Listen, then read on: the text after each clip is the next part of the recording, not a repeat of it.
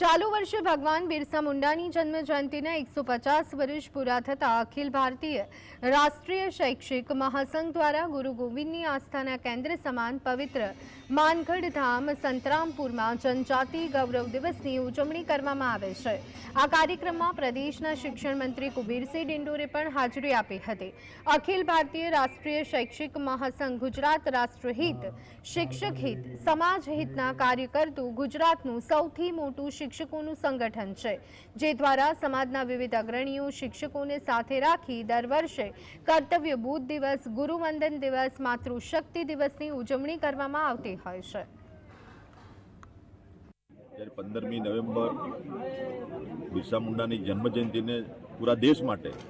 જનજાતિ ગૌરવ દિવસ તરીકે ઉજવવાનું નક્કી કર્યુંના ભાગરૂપે